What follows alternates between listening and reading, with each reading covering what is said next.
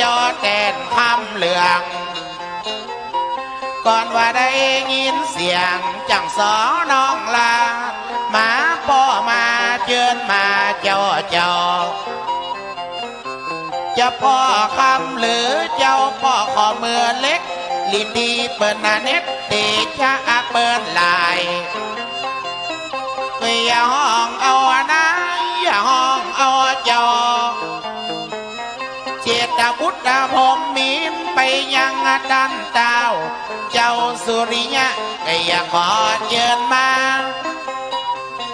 สุริยะพงผริตเดชอายย่อมือสามาผมสุระธาดาแม่นมันมาหัวมาหันโดยการเจ้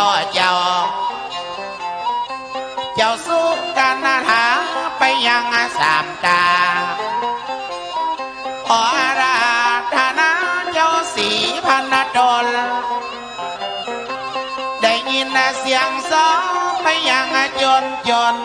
หนีจึงปอบโบนห้องเจ้าหลวงสุมน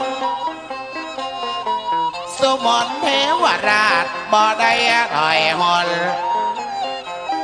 ไปเจอลูกโดนทุกองค์แม่นบัล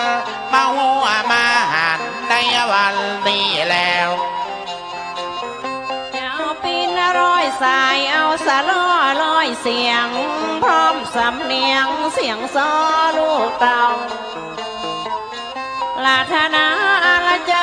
าหลวงนอเต่าจงมาพอเฝ้าตำนักนอนายว่าท่านละเจ้าหลวงทุกองค์จังหลายเคยสาธายายเธอชันใช้น้องลา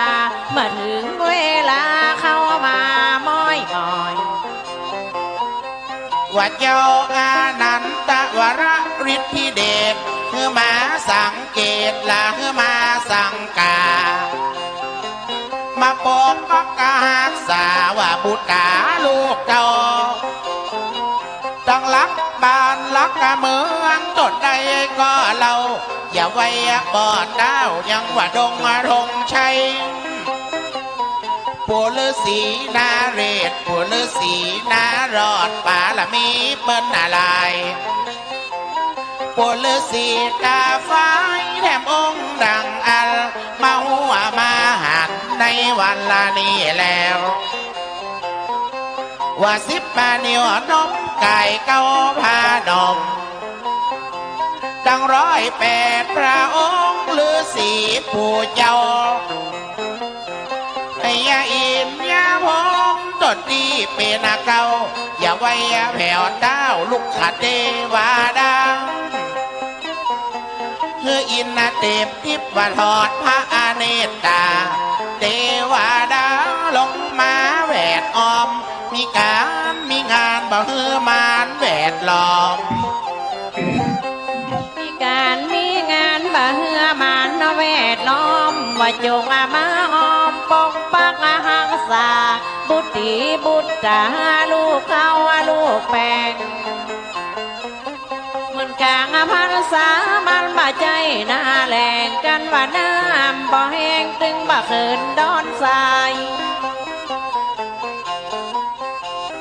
ขออาลาธนาว่าเจ้าปู่ทั้งหลายฟังเดินายสีกายมา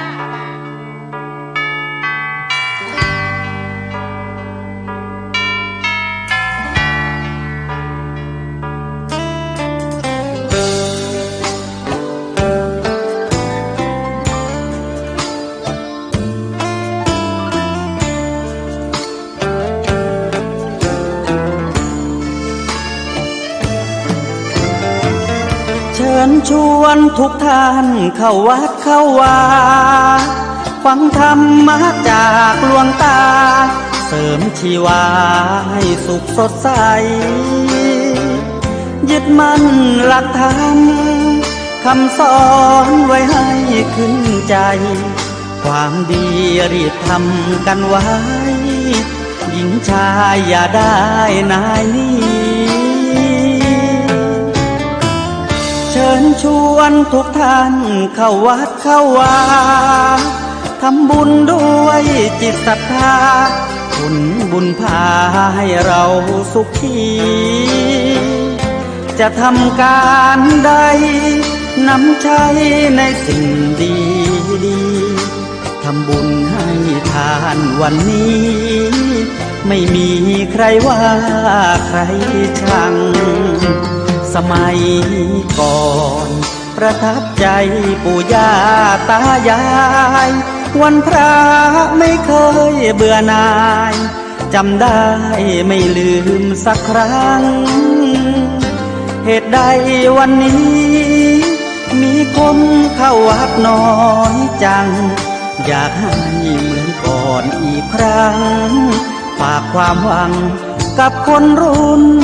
ใหม่เชิญชวนทุกท่านเข้าวัดเข้าวารับศีลรับพรหลวงตาเสริมคุณค่าให้กับจิตใจกระทำความดีเรื่องนี้ไม่ต้องอายใคร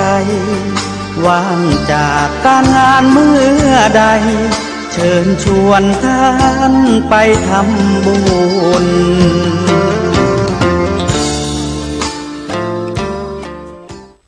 ขอถวายความเคารพพระมหาเถรานุเถระครูบาอาจารย์เจ้าทั้งหลายจุตนจุองค์เจริญสุขเจริญธรรมจงได้บังเกิดมีแก่ท่านพุทธศาสนิกชนทั้งหลายที่ได้สดับรับฟังธรรมะทางวิทยุคลื่นธรรมะสถานี FM 104.50 เมกะเฮิรตซ์ธรรมะคณะสงฆ์จังหวัดเชียงใหม่วัดฝ่ายหินตำบลสุเทพอำเภอเมืองจังหวัดเชียงใหม่ขณะนี้เวลายามค่ำยามเย็น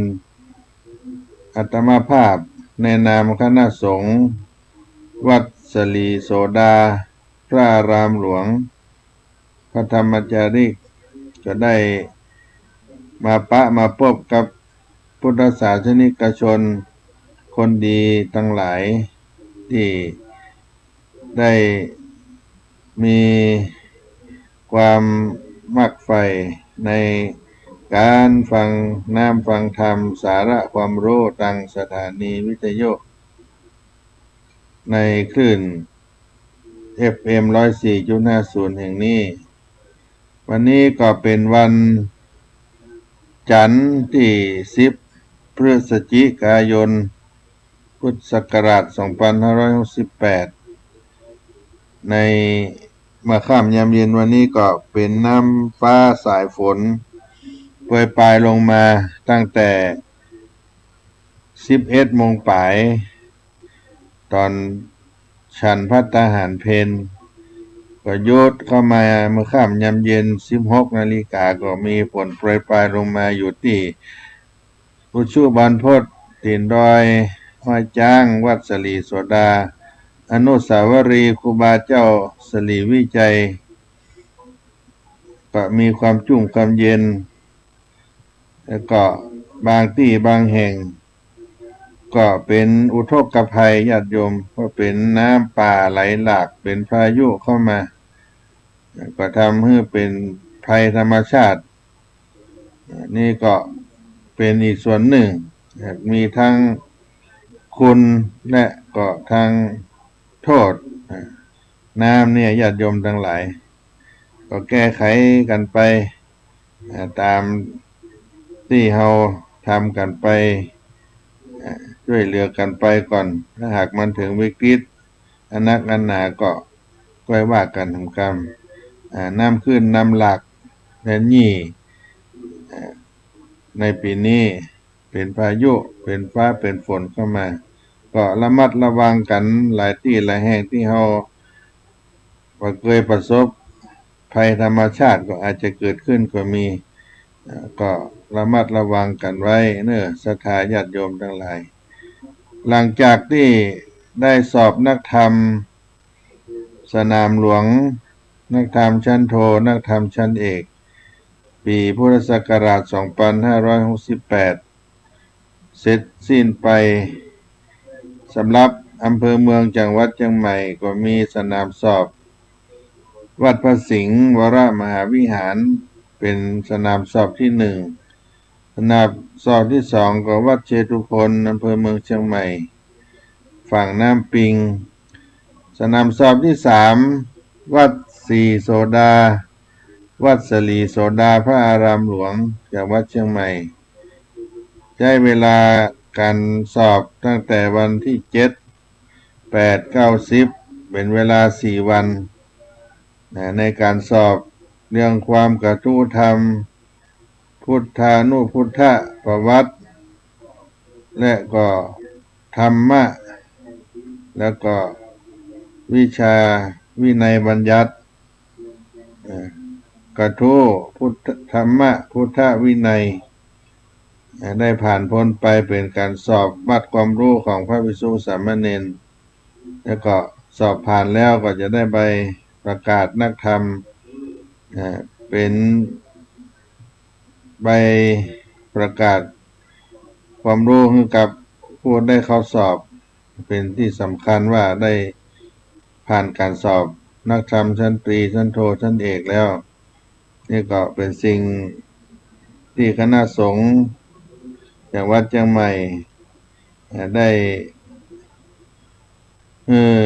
วัดวาอารามทั้ง3 แห่งนี้เป็นจุดรวมสอบแก่พระภิกษุสามเณร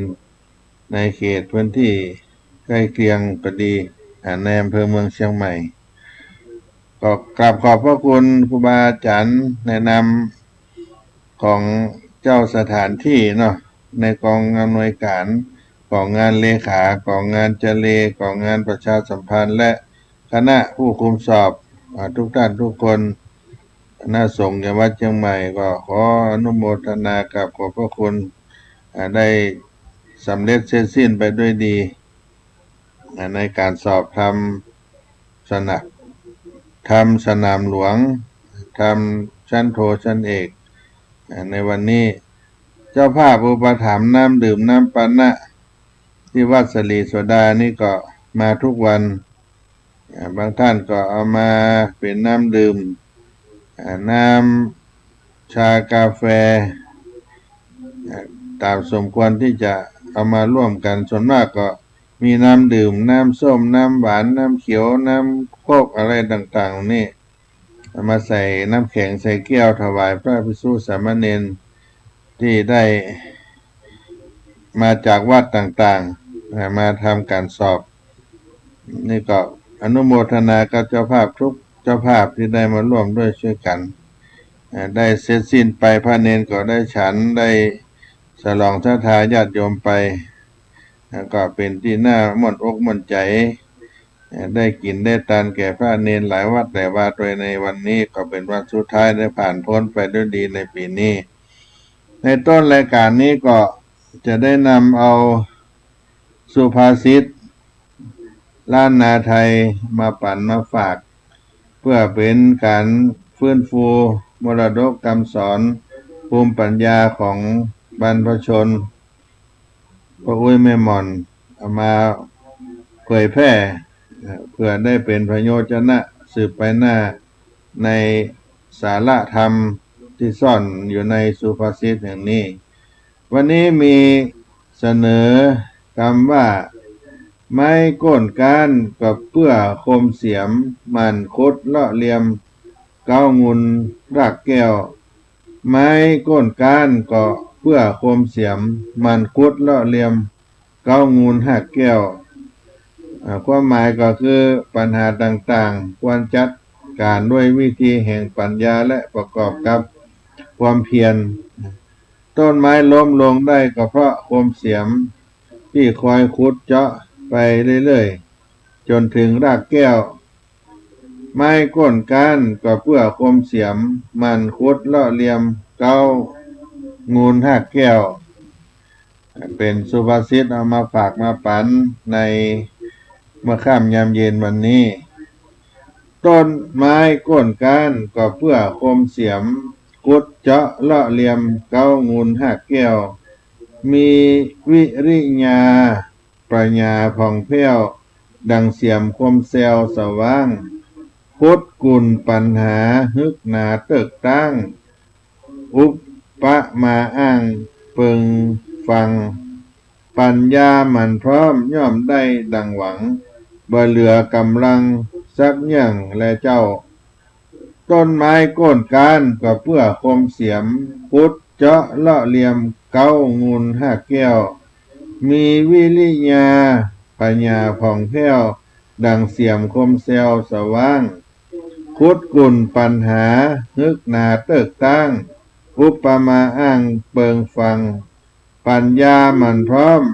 ย่อมได้ดังหวังบ่เหลือกำลังสักเยี่ยงและเจ้าต้นไม้ล้มลงก็ได้เพราะความเสียมที่คอยคุดเจาะไปเรื่อยๆจนถึงรากแก้วปัญหาต่างๆควรจัดการด้วยวิธีแห่งปัญญาประกอบด้วยความเพียรต้นไม้ก้นก้านก็เพื่อคมเสียมคุดเจาะเลาะเหลี่ยมเก้างูลห้าแก้วมีวิริยาปัญญาผ่องแผ้วดังเสียมคมแซวสว่างคุดกุลปัญหาฮึกหนาเติกตั้งอุปมาอ้างเปิงฟังปัญญามันพร้อมย่อมได้ดังหวังบ่เหลือกำลังสักเยี่ยงและเจ้าต้นไม้ที่ล้มลงได้ด้วยโคมเสียมที่คอยขุดเจาะเลาะเล็มจนถึงรากแก้วปัญหาใดๆก็ตามอาจจัดการได้ด้วยความคมแห่งปัญญาบวกกับความเพียรพยายามอย่างต่อเนื่องหากเปรียบเทียบกันปัญญาก็ดีเสียมคมที่คอยขุดเจาะด้วยความเพียรอุปมานี้น่าฟังถ้ามีปัญญาแล้วพร้อมกับความขยันคงไม่เหลือกำลังที่จะจัดการกับทุกเรื่องไม้ก้นก้านก็เพื่อคมเสียมมันคุดเลาะเหลี่ยมเก้างูลห้าแก้วภาษิตโบราณล้านนาปั่นฝากพี่น้องท่านสาธุชนคนฟังทั้งหลายในเมื่อค่ำยามเย็นวันนี้ก็หันบรรยากาศเดือนยี่ยังมาสร้างซาเด้อมีการปูจาสักการะประทีปโคมไฟอยู่ในห้วงแห่งเดือนยี่เดือนสองของล้านนาก็มีบรรยากาศจุ่มเนื้อเย็นใจเมื่อค่ำยามเย็นหลังจากกินตาลเดือนยี่เพ็งทำบุญอนุสาวรีย์ครูบาเจ้าศรีวิจัยวัดสลีโสดาไปว่าจะเอาธรรมะเทศนาอานิสงส์ตาลปฏิษฐ์มาปั่นมาฝากพี่น้องท่านสาธุชนมาค่ำยามเย็นในวันนี้ยังเป็นกลิ่นอายของบรรยากาศป่าเวณีเดือนยี่เพ็งยังหมดสดเสียงเดือนยี่กันเตี้ยเพื่อได้เป็นพระโยชนะได้ฟังน้ำฟังธรรมในเมื่อค่ำยามเย็นแก่ท่านสาธุชนทั้งหลายเป็นลำดับสืบไปน้อ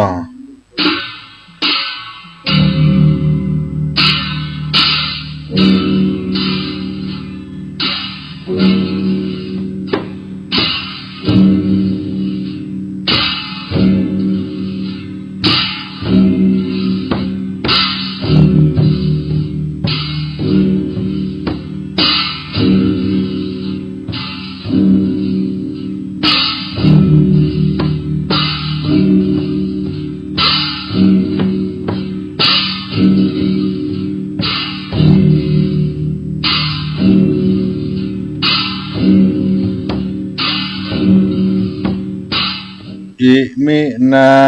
สักการเรนะตังพุทธังอภิปูจญามะอิมินา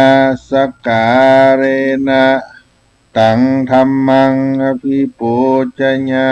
มะอิมินาสักการเรนะตังสังฆังอภิปูจญามะอะระหังสัมมาสัมพุทโธภควา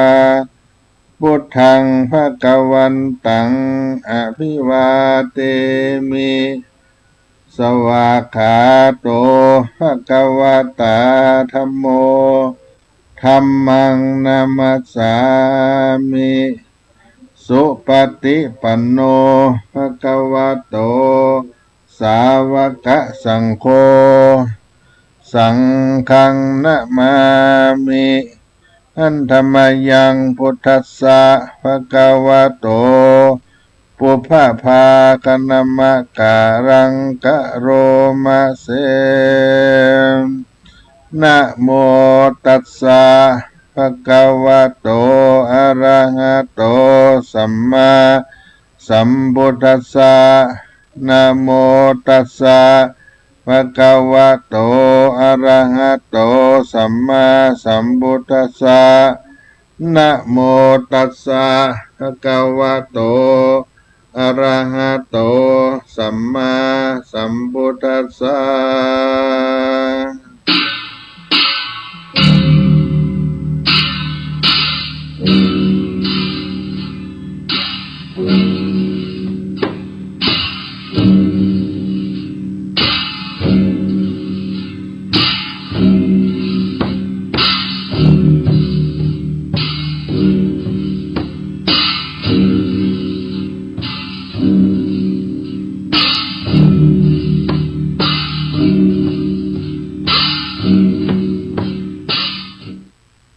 อะหังวันตามิผู้ข้าก็นบน้อมไว้ยังพระคาโตสักสวดขึ้นนั่งธรรมาสดูเปิงดูสะเพิงสถิตสะมิตรสะโมสะเมอเมอพระเมียนดังราชสีสิงห์ขึ้นสู่กิลีด้อยคำว่าผู้ข้าขอลาตนาอย่าว่าข้าน้อยแข่งจำกาละก็หักดูควรผู้ข้าก็หักพระโม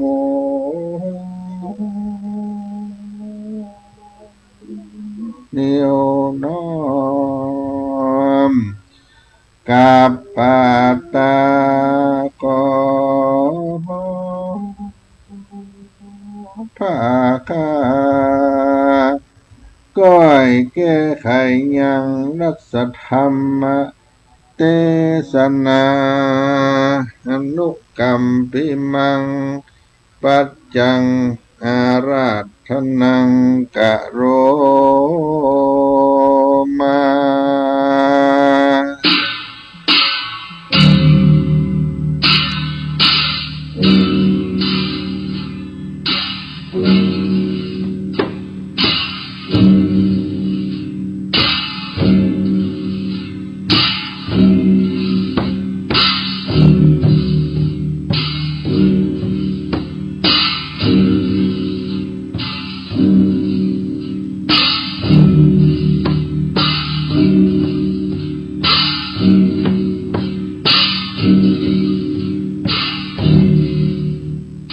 นะโมตัสสะภะคะวะโตอะระหะโตสัมมาสัมพุทธัสสะอะทังโกภะคะวะสัมมาทิวะกะตังสัมปัญโยตญาโนหุตัวโลกะนุกะหะตัวโลกังสเตวะกังปะวะรังตาเปสิอันทา ในกาลเมื่อนั้นพางกาวานว่าพระพุทธเจ้าแห่งเราก็ได้ถึงยังสัพพัญโยตัญญาณเป็นผู้แล้วเพื่อว่าจักหานุกาหาแก่คนและสัตว์โลกยิ่งใจทั้งหลาย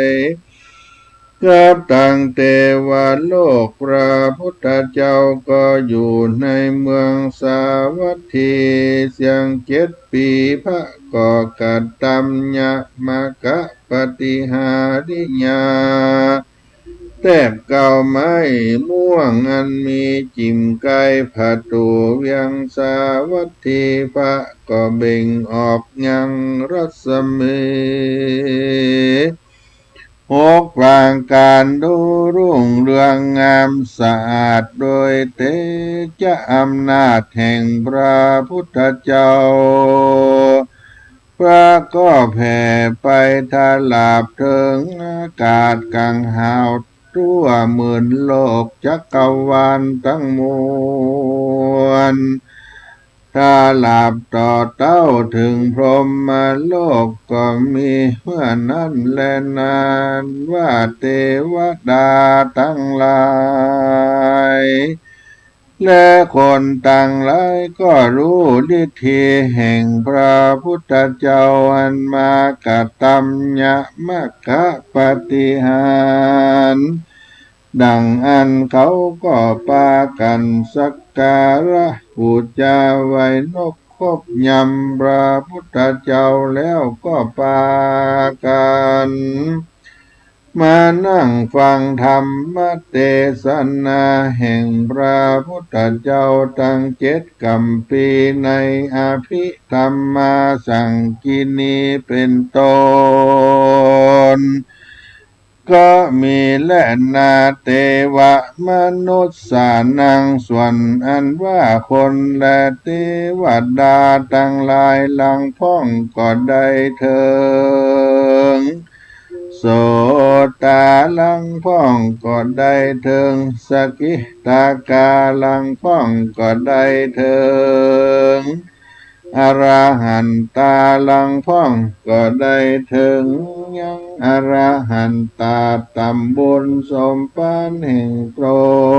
นก็มีในกาละเมื่อนั้นแลพระกวาอันว่าพระพุทธเจ้าก็สำแดงยังยมกะปฏิหารแก่คนและเทวดาแล้วก็เสด็จลีลาขึ้นไป3 บัดย่างตั้งตีนก็เสด็จไปถึงตาวติงสาเมืองสวรรค์กเทวโลกก็มีบัดเดียวนั้นแลนะยามนั้นอันว่าหมู่คนและเทวดาทั้งมวลอันอยู่ในหมื่นโลกธาตุจักรวาลทั้งมวลก็พากันขึ้นไปประสุมจุ่มนุมพร้อมกันแล้วส่วนนั้นว่าพระพุทธเจ้าก็เสด็จนั่งอยู่แทบเก้าไม้ปริกาชัดตัดส่องนานางสลีมหามายาเทวีหันเป็นแม่แห่งพระพุทธเจ้าที่นั่งอยู่เทศนายังอภิธรรมาสังกินีตั้ง7 กัมปีแก่เทวบุตรเทวดาทั้งหลายอันมีเทวดาชื่อว่าสรีมหามายาเทวีเป็นเก้าเป็นประธานนันนับประมาณได้แสนโกฏตนก็มีวันนั้นแด่สถานว่าสัพพัญโยพระพุทธเจ้าได้สำแดงอภิธรรมา7 กัมปีแล้วก็ลุกจากที่นั้นแล้วก็สั่งอำลายังพระญาอินตาปฏิทิราชตนเป็นใหญ่แก่เทวดาทั้งหลาย ว่าดังนี้อันว่าเราจะไปสู่จุมปูลุ่มไตพูนก่อนแลม สังโฆสาธุพันเตติสัมปติชาติอัฏฐาในกาลยามนั้น อันว่าพญาอินตาธิราชเจ้าฟ้าก็ไว้ว่าพันเตภควาตาแต่พระพุทธเจ้าสาธุดีนักแลว่าอันแล้วพญาอินตาก็บังคับยังวิสุกรรมเทวบุตรว่าดูราวิสุกรรมเทวบุตรหวังอันว่าขันต้านจุงแปงแถลงกายขึ้นคันใดคือแก่พระพุทธเจ้าโตจักเสด็จลงไปสู่จุมปูเมืองมนุษย์รีบปันแดดเตอว่าอันนั้นว่าวิสุกรรมเทวบุตรก็กายคันใดสามอันหัวคันใดตั้งสามนั้นก็กายยังเท่าสิเนโรรุราชแล้วก็ไว้ยังตีนคันใดลงไปสู่ยังสังกัสสนกรนั้นก็มีแลโสปาโกมาโสปานว่าบันคันใดสามคันนั้นดิสนาด้วยฝูงใดนั้นจะเอกังโสปานังคันใดอันหนึ่งแล้วโดยแก้วเจ็ดจำพวกไว้ตามกลางอันหนึ่งแล้วโดยกามคำก็ไว้ข้างก้ามขวาอันหนึ่งแล้วด้วยเงินก็ไว้ก้ามซ้ายและสัทธานว่าสัพพัญโยพระพุทธเจ้าก็เสด็จลงมาจากตาวติงสาสวรรค์กเทวโลกด้วยขั้นใดแก้วเจ็ดจำพวกนั้นแลอันว่าหมู่พราหมณ์ทั้งหลายก็มากังยังชัดลางพองก็มาถือยังจ้อและตรงนำมาก่อนหน้าแลสองทลาบข้างแห่งพระพุทธเจ้าและส่วนว่าเทวดาทั้งหลายลางพ้องก่อตบมือและติดปินคำนำก่อนหน้าส่วนพญาอินตาเจ้าฟ้าพร้อมกับตังหมู่เทวกัญญาทั้งหลายก็ลงมาเป็นปริวารลางพ้องก็ถือเอายังบาทลังพ้องก็เป่าหอยสังสงเสพปูจาพระพุทธเจ้าปากันลงมาโดยคันใดคำนั้นก็มีแลอันว่ากลุ่มพันทัพปะยักษ์ทั้งหลายมีเขียวอันแดงนุ่งผ้าอันเหลืองเขามาถือเอายังเครื่องปูจาพระพุทธเจ้าโดยสิ่งมีตนว่ากันทะของหอมเข้าตอกดอกไม้ลำเทียนตั้งหลายก็ลงมาโดยคันใดเงินก็มีแลส่วนอันว่าพระพุทธเจ้าก็เสด็จคืนอยู่ในละแวกหนกลางยามนั้นพระสุริยาอาทิตย์พระจันทร์ก็มานอบน้อมไว้และปูจายังพระพุทธเจ้าโดยใจจมชื่นยินดีก็มีแลพระพุทธเจ้าก็เสด็จลงมาสู่เมืองสังกัสสนกรแล้วเขาก็เอากันมานอบน้อมพบยำพระพุทธเจ้าไหว้สาพระพุทธเจ้าแล้วก็สักการะบูชาโดยเขาตอกดอกไม้ แล้วก็ปากันมานั่งแวดเฝ้าอ่อนน้อมเป็นปริวารมีพามานว่าใดสามโยชนะก็มีวันนั้นแลพระพุทธเจ้าก็เสด็จไปโดยลำดับหนทางก็ผวายไปหลอดเมืองสาวัตถีส่วนนั้นว่าพญาเจ้าอันเป็นขสัตตลาก็อยู่เสวยเมืองสาวัตถีนั้นหันพระพุทธเจ้าเสด็จมาถึงยังดังอันแล้วพญาโตนเจ้าก็ไปต้อนรับไปปูจาโดยอันครบยำก็มีแลอัฏฐะในกาละนั้นในเมื่อเดือนนี้เป่งมาถึงดังอัน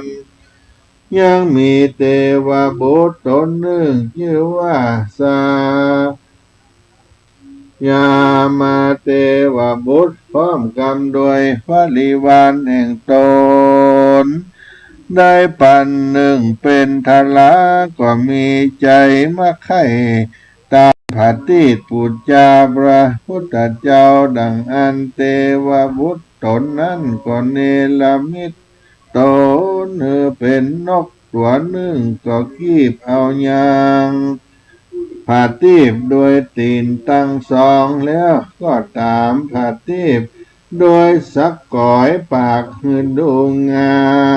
มก็กล้าผังผาตีบโดยสักก่อยปากหืนดูงามเป็นดังแก้ววจิลาเป็กแล้วก็กระตำปีกตั้งสองเป็นดังแก้วผลิกะ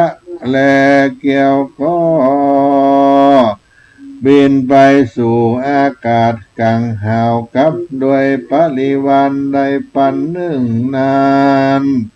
บินปัตตกินาเวทอ้อมพระพุทธเจ้าสามรอบแล้วก็แผ่ไปในเมื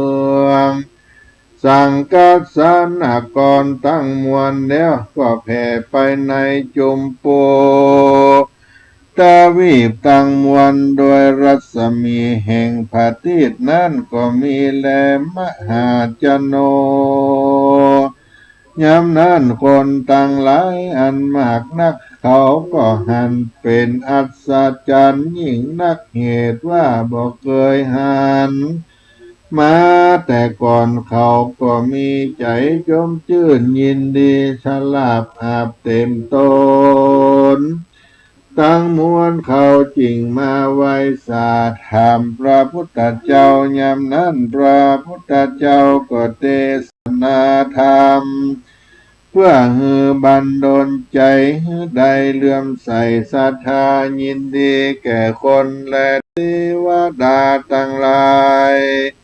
พระก็จริงสำแดงพระอานิสงส์อันใดตามพระทิต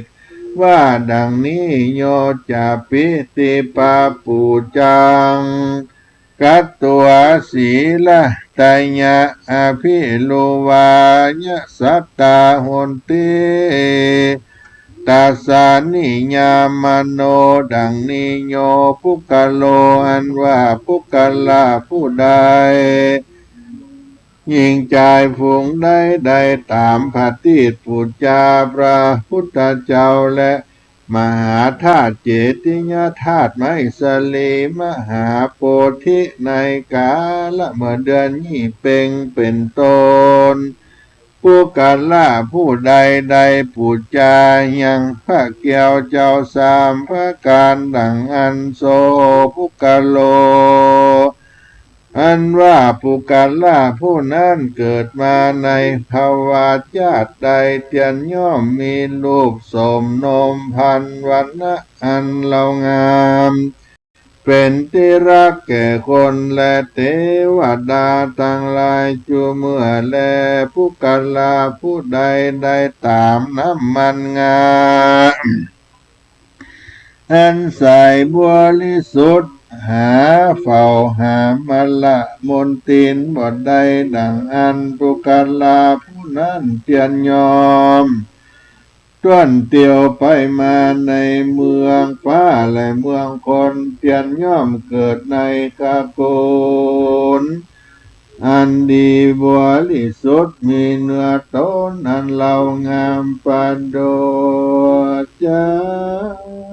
ดังนางปะภาวดีนั่นแลผู้กาลาผู้ใดได้ตามน้ำมันไข่งัวไข่ควายดังอันผู้กาลาผู้นั้นเกิดมาในเมืองพ้นภาวะจัดใดก็จังได้เกิดเป็นพรามบุพาเสดและผู้ใดได้ตามน้ำมันหมากเป้าก็จังได้ไปเกิดเป็นราศีพระเสดตนงาม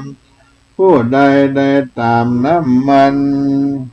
แห่งลูกไม้ต่างหลายต่างๆก็จังได้เป็นพระญาในประเทศฉลาดตั้งมวลพวกกันละยิงใจตั้งหลายฝูงใดได้ตามพระติปูจาเกี่ยวตั้งสามพระการมีพระพุทธเจ้าเป็นตนเป็นพระทานดังอันเจียนย่อมประกอบไปโดยองค์การเนื้อตนล้วนทวนจุภาการก็ประกอบไปโดยกำลังเตจะอนุภาพมากนะก็มีแลโยปุกะโลอันว่ายิงใจฝูงใดได้เอาผัดตีดมาตั้งเรียงกันแล้วใส่น้ำมันตามปูจาดังอันยิ่งใจตั้งหลายฝูงนั้นก็ยังมีปานิโภกาเข้าของสัมปติมากนักเกิดมาจัดใดเตียนย่อมจังมีอาการจนะทวนคำมาภาชนะถวยคำใดปานใบอันนี้ก็โดยอานิสงส์อันใดเอาผัดตีดมาตั้งยายใส่น้ำมันตามปุจจาผักเกี่ยวเจ้าตั้งสามภาการแลยิงใจตั้งหลายฝูงใดได้ฟันสีสายเตียตีนกาจิตามปุจจาดังอันกันว่าเกิดมาในจัดใดก็ดีเตียนย่อมจังมีข้าคนงัวควายจ้างมามากนักเกิดมาในจัดใดก็บ่ตกถอยจ้าแก่คนและเทวดาตั้งหลายสักขาบและนาผู้กันละยิงใจฝูงใด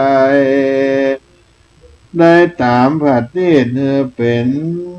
เปลวรุ่งเรืองส่องแจงไปทั่วติสะตั้งมวลดังอันประการละผู้นั้นจังมีเตจาอนุภาพมากนักยักประกอบไปโดยลักษมีพับไปตั้งมวลเปลี่ยนย่อมเป็นติละแก่คนและเทวดาตั้งหลายจุเมื่อแลยิงใจฝูงได้ได้แป่งกลมไฟตามปูจาพระพุทธเจ้าเป็นตนบุคคลผู้นั้นจันย่อมมีห้องต้องตื่นมีห้องอันพาเสดมีห้องต้องที่นอนอันพาเสดและปั้มเปงเต็มไปด้วยหมู่นางฟ้าต่างหลายมากนักโภกาละผู้ใดและใดฟันเจียกกลมไฟจักขึ้นตามปูจาแก้วดังสามดังอันกันจุติตายจากเมืองคนก็เตียนย่อมไปเกิดเมืองฟ้าผาศาสตร์แก้วอันคันใดผาศาสตร์ตั้งมวลแล้วโดยแก้วตั้งมวลก็โดยอานิสงส์แห่งตนได้แป่งโคมไฟปูจานั้นแลโยปุกะโลอันว่าปุกะลาผู้ใดได้แป่งเสาโคมไฟดังอันว่าปุกะลาผู้นั้น ก็จังมีพญาปัญญาลวกเซลคมมีเตจะอนุภาพมากนักเสมอดังพญาจักรวรรดิตนภาพตาวีปทั้งสี่มีตาวีปน้อยใหญ่2,000ตาวีปนั่นก็มีแลผู้กละยิ่งใจฝูงได้ตามปฏิปูจาพระพุทธเจ้าดวงหนึ่ง2 ดวง3 ดวง4 ดวง5 ดวงโดยศรัทธาแห่งตนแล้วแสวงหาได้ก็ดียิ่งใจฝูงนั้นก็จะเป็นที่รักหุมแก่คนและเทวดาทั้งหลายจุเมื่ออันนี้ก็เป็นพลานิสงส์แห่งผู้กาละผู้ใดตามบูชาพระแก้วเจ้าทั้ง3พระการนั่นแลเตียนยอมต้วนเตียวไปมาในวัฏฏะสงสารในเมืองฟ้าเมืองคนก็จังพากอบไปด้วยลูกสมนมพันนันงามมีหูตาก็แจ้งใสดังน้ำมันงาอันหามาละมนตินบ่ได้แม้นว่าในจันฟ้าก็จังได้เกิดเป็นเทวบุตรเทวดาพระกอบไปโดยตาทิพย์ตัวเมื่อและอันนี้ก็โดยพลานิสงส์อันใดตามพระติปูจาพระแก้วเจ้า3พระการก็มีแลพวกกันล่ายิ่งใจฝูงใดมีตนว่าพ่อแม่ก็ดีญาติกาพี่น้องก็ดีได้ตามพระติตินกาปูจาพระพุทธเจ้าพระธรรมเจ้าพระสังฆเจ้าดังอันแม้นว่าจักขาธนาเป็นพ่อพระเจ้าแม่พระเจ้าและอรหันตาเป็นปัจเจกโพธิญาณอากาสาวกะเจ้าทั้งหลายฝูงนั้นก็หากจังยังได้เถิงเหตุดังอันบุญอันใดตามพระติตินกาปูจานี้แลผู้กันลาผู้ใดได้ตามพระติไว้เหนือจอมดอยได้ทำในดอยและหินผาเหนือแปนคือว่าเต้นดอกไม้ปูจาก็ดีก็จะโพดจากทุกข์ในโลกสงสารกันว่าเกิดมาก็มีลูกสมนมพันวันนะอันงามมีหูก็แจ้งใสอันนี้ก็โดยอานิสงส์พลาบุญนั้นตนได้ตามพระติปูจาพระพุทธเจ้านี่แหละปุกาละผู้ใดใคร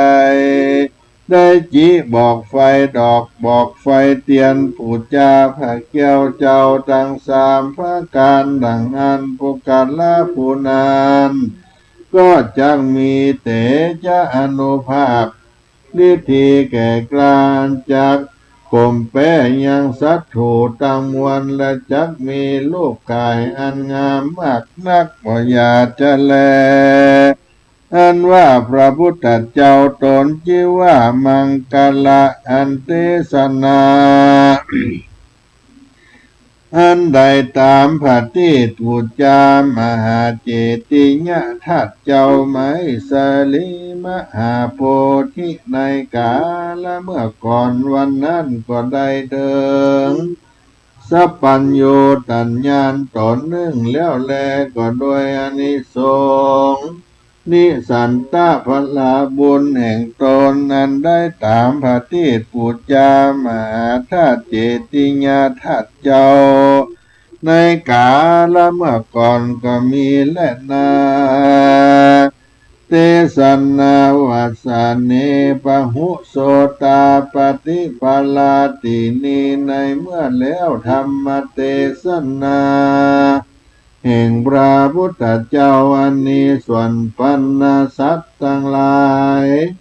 เป็นอันมากลางพ้องก็ได้ถึงโสตาปฏิภาลา ตามบุญสมปานแห่งตนนันใดกาตาที่การมา แต่ก่อนก็มีวันนั้นแลปาติโปอันนิสังโสนิทิโต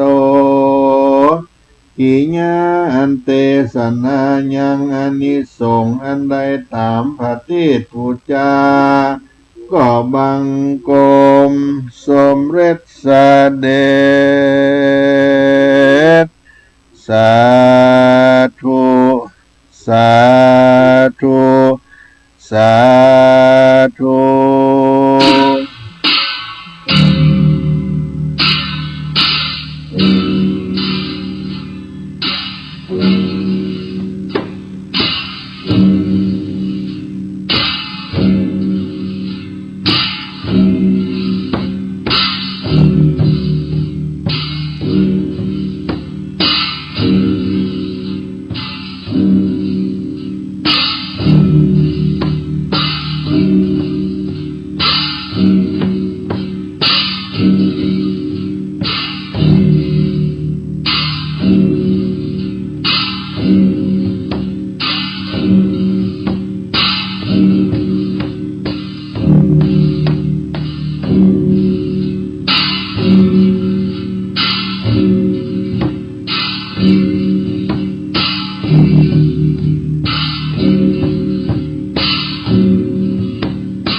ยะถา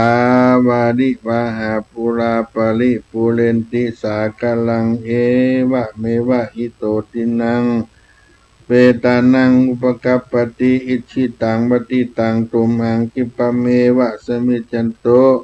สัพเพปุเรนตุสังกปาจันโตปนะระโสยะถามะนิโจติละโสยะถาดีและอาจจะในวันนี้ก็หากเป็นวันดีที่เทียนวิเศษเหตุว่ามหามุรสธาตั้งหลายก็ได้บุตรญายังรัสธรรมเทศนาเป็นนำธรรมคำสอนอานิสงส์ปฏิปุจจายังพระแก้วเจ้าทั้งสามพระการบัดนี้ตั้งแต่กาลบัดนี้ไปเป็นหน้าก็ขอให้ท่านทั้งหลายได้อยู่เย็นเป็นสุขได้ปลอดเปลือกพ้นจากอุปัตตวะกังวลโอนตรายต่างๆข้อปีข้อเดือนข้อวันข้อยามอยู่ก็ขอให้มีใจไปก็ขอให้มีโชคมีลาภะสักการยามเมื่อเนี่ย แม่เสียยังผ่าแป้คาศึกศัตรูได้กำจูดูยังวละพุทธศาสนาให้ได้การกรุงรุ่งเรืองเสียงจิตลาติที่การยืนยาวให้ได้ยุต่างกระทำบุญรักษาศีลภาวนาไปใจให้ปันได้หลอดจูจอดยังอมตะมหานีหลับปานนั้นจักมาไปในอนาการไปหน้านั่นจุงจังมีจัตตาโลธรรมานบัธรรมะตั้งสี่คือว่าอายุวันนะสุขภละจงเฮือเป็นชัดแก้วกี่มุงหัวสปีติโยจงเฮือเป็นห้าวขวางามมาผิวผ่องสมิจันตุจงได้เป็นตีนองก็ยันสปะโลโกอันว่าเปียทิโลกาจุอันจุสิ่งจุหัวมวยมิ่งกลาไกมโนภาวะจงอยู่จำเริญใจไปจุข้ามเจ้าวิวัตวันตรายโยจงมีแต่ท่านเจ้าทั้งหลายแต่ดีหลีอายุวันโนจงมีอายุได้120 ขวบเข้าสู่ขังพลังจงสู่สุขเตียงเต้าเทียบดังเมืองสวรรค์ตานะลิสีลิสะอยู่นิจจังจังมันเตียงวุฒาปจายโนบ่ความเงี่ยงสิบหายจัตตาโลธรรมาภายโพดได้มีอายุสโลดอยู่ยาวตามดังกรรมกรรมภาธนาจุอย่างจุปาการนั้นจุงจะมีอิมินาทุปะบุภาราชาสุกันโทตกาปนะสกัจจาสักกัจจากาลาวาตานินิปานังปะละมังสุขังก็ขอศรัทธาทั้งหลายได้รับอานิสงส์ผางพระติปเป็นธรรมเทศนาที่ได้ เทศในช่วงประเวณีเดือนยี่เพ็งที่เราได้สักการะบูชาถวายการต้อนรับองค์สมเด็จพระสัมมาสัมพุทธเจ้าได้เสด็จลงจากดาวดึงตาวติงสาเทวโลกลงมายังสังกัสสนกรในสาวัตถีที่ได้ไปโปรดพุทธสรีมหามายาเทวบุตรที่ได้มาฟังธรรมที่จันตาวติงสาดาวดึงตลอดพรรษาก็เป็นพระลานิสงส์ได้เฮือตาลในเดือนยี่เพ็งนิสงส์ผางพระตีบนิสงส์ลอยผางพระตีบกรมไฟในธรรมเทศนาอันนี้ก็เป็นธรรมที่ได้นำเอามาปั่นมาฝากพี่น้องท่านสาธุชนทั้งหลายที่เป็นอานิสงส์เดือนยี่เพ็งลอยประทีปโคมไฟได้บูชาในวันเดือนยี่เพ็งก็เป็น